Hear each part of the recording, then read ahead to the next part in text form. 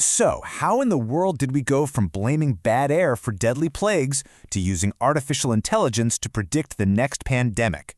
Well, that incredible leap is all thanks to the science of epidemiology, and today we're going to dive into its whole fascinating story. Yeah, so who are these public health detectives? Well, at its very core, epidemiology is exactly that. It's the detective work of public health. You've got these investigators, epidemiologists, and their whole job is to track down the what and why of diseases. They figure out who's at risk and how to stop these threats dead in their tracks. They're basically looking for clues, for patterns, hidden in the health of all of us. Okay, so here's the official definition. I know, it sounds a little textbooky, right? But trust me, it's an incredibly powerful idea. What we're talking about is taking the scientific method and scaling it up, not just for one single patient, but for whole communities, entire cities, even countries. So let's break down what that really means. It really all boils down to 4 key parts. First up is distribution. This is the classic who, where, and when. Who's getting sick, where is it happening, and when. Then you have determinants. This is the big why. Why is this happening? What's the actual cause? Third, populations. We need to know exactly which group we're talking about. Is it a neighborhood, a specific age group? And finally, the most important step of all, control. Okay, we've got all this information. Now what do we do with it? How do we use it to actually stop the problem? Now, a science like this doesn't just appear out of nowhere. It wasn't born overnight. Its roots go way, way back, literally centuries, forged in our long fight against these invisible enemies. And to really get why it's so powerful today, we've got to go back in time. Back to a time of real mystery and, frankly, a lot of fear. I mean, the basic ideas have been floating around for ages. You go back more than 2,000 years and you have Hippocrates pointing out, hey, maybe where you live affects your health. Fast forward to the Black Death in the 14th century, and people figured out, maybe staying away from sick people is a good idea. Early quarantine. But the real game-changing moment, the one that put it all together, happened in 19th-century London. So, picture this. It's London, 1854. The city is in the grip of this terrifying disease, cholera. It's just sweeping through neighborhoods. People are fine 1 minute, and then they're dead within hours of the first symptoms. And the worst part? No one has any idea why. The entire city is in a state of panic. Now, the leading scientific theory back then was something called miasma. The idea was that disease spread through, bad air, a poisonous vapor rising from filth and decaying stuff. It sounds totally bizarre to us now, right? But that was the accepted wisdom. That's what the top scientists believed. And it was 100% wrong. But there was this one doctor, his name was John Snow, and he just wasn't buying it. He had a hunch. He suspected the answer wasn't in the air people were breathing at all, but in the water they were drinking. So he decided to investigate, not with a fancy microscope, but with a simple map. And what Snow did next was pure, brilliant detective work. First, he started mapping the cases. He literally went door to door, marking every single cholera death on his map. Then he investigated, talking to families, asking them one crucial question: where do you get your water? And that's when the pattern emerged. The data on his map was crystal clear. The deaths were all clustered around one specific water pump on Broad Street. So he took action. He took his evidence to the local officials, convinced them, and they removed the handle from the pump. And just like that, the outbreak stopped. That was the birth of epidemiology as we know it.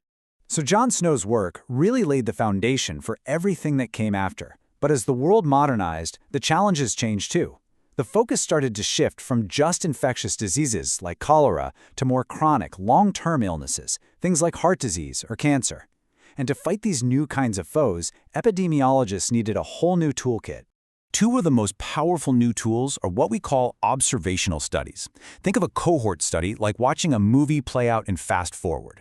You take a big group of healthy people and you follow them for years, maybe even decades, just to see who eventually gets sick.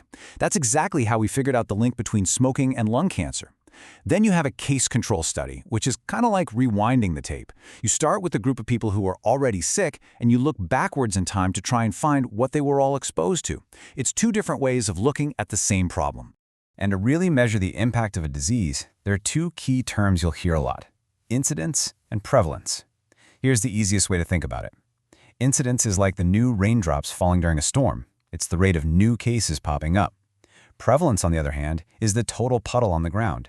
It's the total number of people who have the disease at any one point in time. You absolutely need both to understand the real scale of a health problem. Of course, the modern toolkit has a few other crucial pieces. You've got mortality rates. That's pretty straightforward. It tracks deaths. Then morbidity rates, which track illness in general. And then there's the big one, identifying risk factors. These are the things like diet, lifestyle, or environment that increase the chance of getting a disease. This is how we pinpoint those determinants we were talking about earlier. So, we've gone from hand-drawn maps to these super complex statistical models.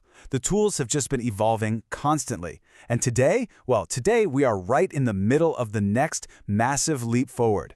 A revolution powered by data and, you guessed it, artificial intelligence. And then, big data happened. Suddenly, it wasn't just about analyzing medical records anymore. Epidemiologists got access to this ocean of new information. We're talking about our genetic code, real-time sensor data from our environment, even our digital footprints from social media. The problem completely flipped. It wasn't about finding data anymore. It was about trying to make sense of all of it. And the amount of health data we're all generating now, it's just staggering. And it's growing exponentially every single day.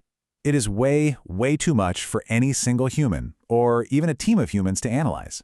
And that right there is where AI goes from being just a cool idea to being absolutely essential. AI basically gives these public health detectives superpowers. I mean, think about this. Some of the very first warnings about the COVID-19 outbreak didn't come from the CDC or the WHO. They came from an AI system that was scanning thousands of global news reports and flight data. It spotted a tiny cluster of weird pneumonia cases in Wuhan and flagged it as a potential problem, weeks before most of the world had any idea what was coming. It's like giving Jon Snow a supercomputer and a crystal ball. But you know what they say, with great power comes great responsibility. This new frontier brings new challenges. An algorithm is only as smart as the data you feed it. So we have to ask some really tough questions. Is this data biased? Is it accurate? And maybe the most important question of all, how do we combine the incredible, lightning-fast speed of AI with the deep wisdom and context of human experts? Because you really need both to make the right calls. So as we look ahead to this incredible future, it's really easy to get dazzled by all the high-tech stuff. But it is so important to remember that the fundamental mission, the very heart of epidemiology, hasn't changed one bit. It doesn't matter if your tool is a hand-drawn map or a complex machine learning model. The goal is exactly the same as it was for Jon Snow back in 1854, to observe carefully, to analyze systematically, and most importantly, to take action to protect the health of the population. So from those first hand-drawn maps all the way to modern machine learning, the job is the same, turning information into action to keep us all safe and healthy. The journey is far from over, which just leaves one big question. What health mystery will be solved next?